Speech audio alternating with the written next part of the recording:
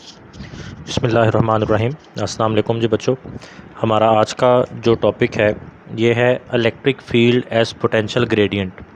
इसमें हमने प्रूव करना है कि जो इलेक्ट्रिक फील्ड और पोटेंशियल डिफरेंस है इनका आपस में कोई रिलेशन है, और हमने इलेक्ट्रिक फील्ड को in terms of potential gradient define करना है। तो इलेक्ट्रिक फील्ड को in terms of potential gradient define करने के लिए पहले हमें पोटेंशियल ग्रेडियंट को जानना होगा कि ये क्या चीज़ है। सबसे ऊपर देखें, पोटेंशियल ग्रेडियंट की डेफिनेशन लिखी हुई है, the maximum value of rate of change of electric potential. यानी आपके पास दो पॉइंट्स हैं और कोई एक चार्ज जो है टेस्ट चार्ज, उसको आप एक पॉइंट से मूव करवा के दूसरे पॉइंट तक लेकर जाते हैं। तो जब वो दोनों पॉइंट्स इलेक्ट्रिक फील्ड में डिफरेंट पोजीशंस पर होंगे तो डेफिनेटली उन दोनों पॉइंट्स का इलेक्ट्रिक पोटेंशियल डिफरेंट होगा। तो उन दोनों पॉइंट्स के दरमियान इलेक्ट्रिक पोटेंशियल डिफरेंस की वैल्यू जो है वो क्या है, तो आपने देखना है जी maximum value of rate of change of electric potential के दो पॉइंट्स के दरमियान इलेक्ट्रिक पोटेंशियल जो है वो कितनी तेज़ी से चेंज हो रहा है विद रिस्पेक्ट टू डिस्प्लेसमेंट के लिहाज से, डिस्टेंस के लिहाज से।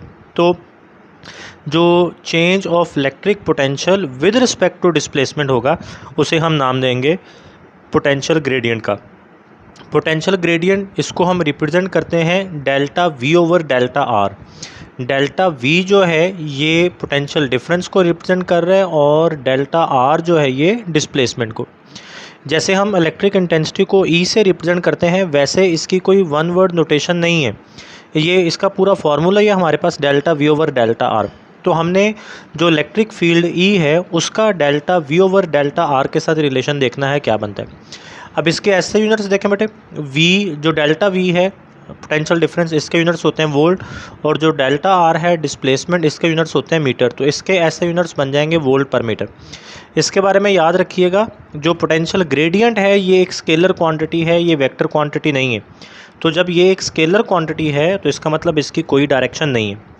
अब ये पोटेंशियल ग्रेडियंट को अंडरस्टैंड करने के बाद अगला हमारा जो काम है वो है कि हमने इलेक्ट्रिक फील्ड को in terms of potential gradient define करना है। हमने इलेक्ट्रिक पोटेंशियल वाला टॉपिक देखा, हमने पीछे जो third application of Gauss's law है उसको भी देखा। हमने ये कहा जी हमारे पास ये है प्लेट बी, इस प्लेट बी के ऊपर हम पॉजिटिव चार्ज दे रहे होते हैं। इस प्लेट बी से डी डिस्टेंस के ऊपर एक और प्लेट रखी जाती है जिसे प्लेट ए का नाम देते हैं, और हम कहते हैं कि इस प्लेट के ऊपर हमने नेगेटिव चार्ज दे दिया। अब इन दोनों प्लेट्स के ऊपर जो अमाउंट ऑफ चार्ज है वो एग्जैक्ट सेम होती है, इक्वल होती है।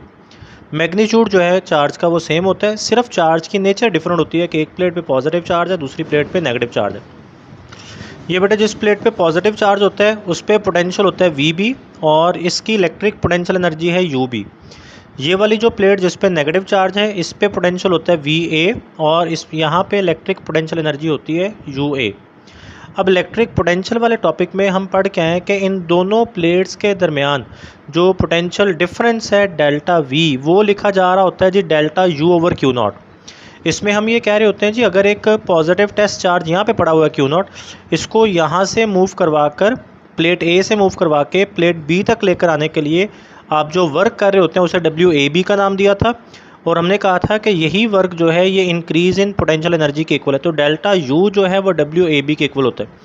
तो यहाँ पे डेल्टा यू की जगह पे डब्ल्यू ए बी लिखा जा सकता है, तो मैं लिख सकता हूँ delta V is equal to W A B over Q naught. अब ये जो वर्क है डब्ल्यू ए बी, इसकी वैल्यू हमने फाइंड करनी है। अब इस वर्क की वैल्यू फाइंड करने के लिए हम लोग कह रहे होते हैं जी ये जो क्यू नॉट चार्ज है इसको हमने प्लेट ए से मूव करवा कर प्लेट बी तक लेकर जाना है, against the electric field move करवाना है। और यहाँ पे ये भी कंडीशन अप्लाई की जा रही होती है कि हमने इस चार्ज को मूव करवाना है while keeping the charge in electrostatic equilibrium.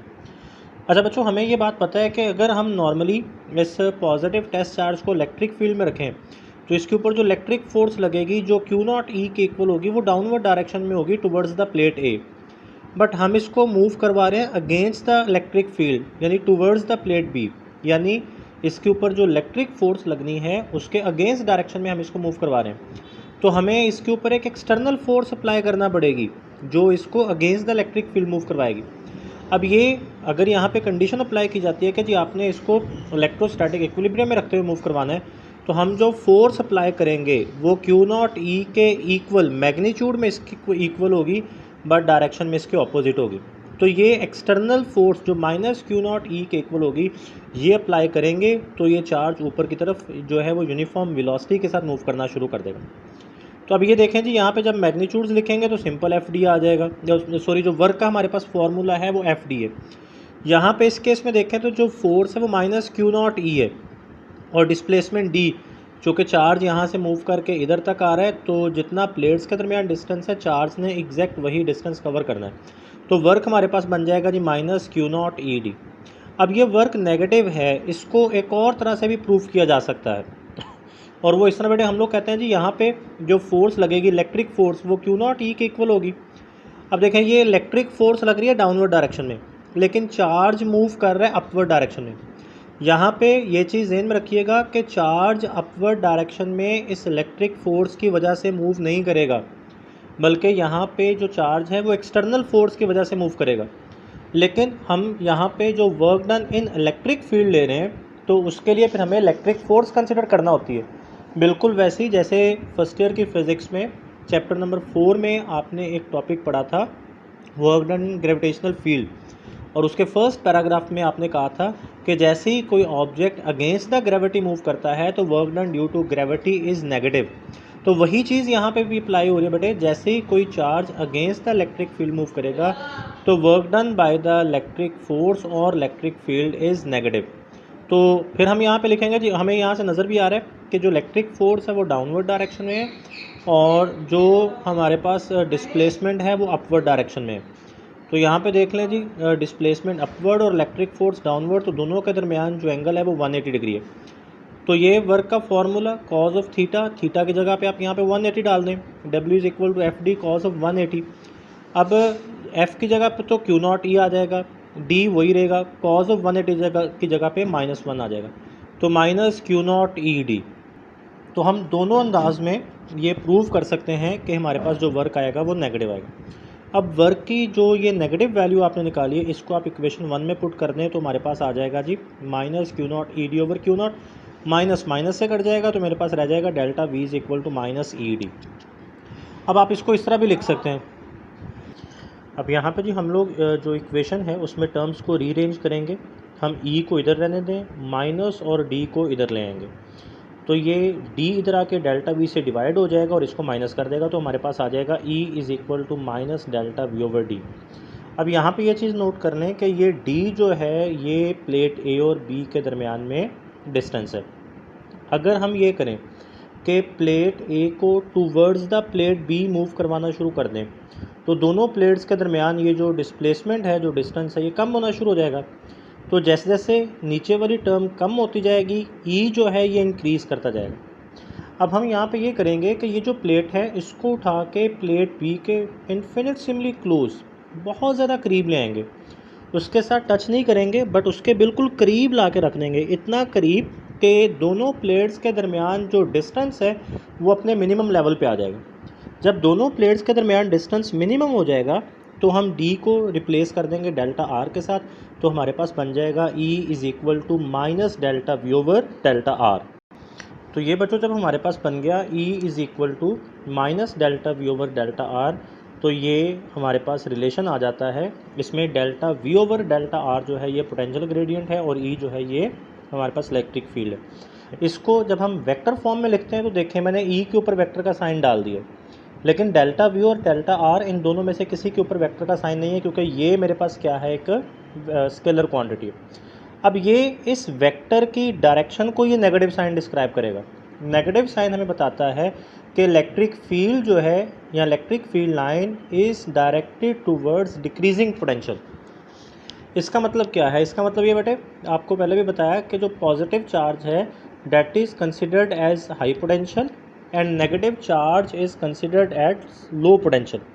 तो इलेक्ट्रिक फील्ड लाइन जो होगी उसकी डायरेक्शन हाई पोटेंशियल से लो पोटेंशियल की तरफ होगी। डिक्रीजिंग का मतलब लो पोटेंशियल है। तो ये बात हम पीछे भी पढ़ के आए हैं कि इलेक्ट्रिक फील्ड लाइन जो है वो पॉजिटिव चार्ज से स्टार्ट होती है और टुवर्ड्स द नेगेटिव चार्ज जा रही होती है। तो इलेक्ट्रिक फील्ड लाइन की डायरेक्शन जो है वो हाई से लो पोटेंशियल की तरफ होगी। अब यहाँ पे ये चीज़ एक पॉइंट बड़ा इंपॉर्टेंट है कि जो MCQ में पूछा जाता है अगर आपसे पूछा जाए कि define electric field as potential gradient, तो फिर आप बताएंगे जी minus delta V over delta R, कि electric field is defined as minus delta V over delta R. फिर आप नेगेटिव साइन को इग्नोर नहीं कर सकते। लेकिन अगर आपसे पूछा जाए कि potential gradient is defined as, तो फिर आप सिंपल ये कहेंगे delta V over delta R. जब आपने पोटेंशियल ग्रेडियंट को डिफाइन करना है फिर नेगेटिव साइन साथ नहीं आएगा। लेकिन अगर आपसे इलेक्ट्रिक फील्ड पूछी जाए तो फिर वो नेगेटिव ऑफ पोटेंशियल ग्रेडियंट यानी minus delta V over delta R के इक्वल। अब ये एक शॉर्ट क्वेश्चन है, बड़ा इंपॉर्टेंट। आपने प्रूव करना होता है कि वोल्ट पर मीटर जो है वो न्यूटन पर कूलम के इक्वल है। ये हम कैसे प्रूव करते हैं, यहाँ से देखें जी, इलेक्ट्रिक इंटेंसिटी के एक यूनिट्स हम पढ़ के हैं न्यूटन पर कूलम। दूसरे यूनिट्स हमारे पास यहाँ से आएंगे, डेल्टा वी के यूनिट्स आ जाएंगे वोल्ट और डेल्टा आर के यूनिट्स आ जाएंगे मीटर, ऊपर आके वोल्ट पर मीटर। तो ये दोनों इलेक्ट्रिक इंटेंसिटी के यूनिट्स बन रहे हैं, तो ये दोनों इक्वल होने चाहिए। अब यहाँ से देखें वोल्ट पर मीटर को मैं इस तरह से लिख सकता हूँ, वोल्ट ओवर मीटर। अब हमने रिलेशन पढ़ा जी, हमारे पास है V is equal to W over Q. तो V के यूनिट्स आगे वोल्ट, W के यूनिट्स आगे जूल और Q के यूनिट्स आगे कूलम। तो वोल्ट जो है ये जूल पर कूलम के इक्वल होगा, तो ये मैंने वोल्ट की जगह पे जूल पर कूलम लिख दिया। अब ये कूलम नीचे आ जाएगा मीटर के साथ। आपको पता है कि जूल जो है हमारे पास ये इक्वल होता है न्यूटन मीटर के, तो जूल की जगह पे मैंने यहाँ पे न्यूटन मीटर लिख दिया। तो newton metre over coulomb metre, metre metre से कट जाएगा, तो volt per metre is equal to newton per coulomb. तो उम्मीद है बच्चों आपको ये वाला टॉपिक भी समझ आ गया होगा। ये बहुत इंपॉर्टेंट लॉन्ग क्वेश्चन भी है बेटे और ये शॉर्ट क्वेश्चन भी है, इसको अच्छे तरीके से आपने लर्न कर लेना है। अल्लाह हाफिज़।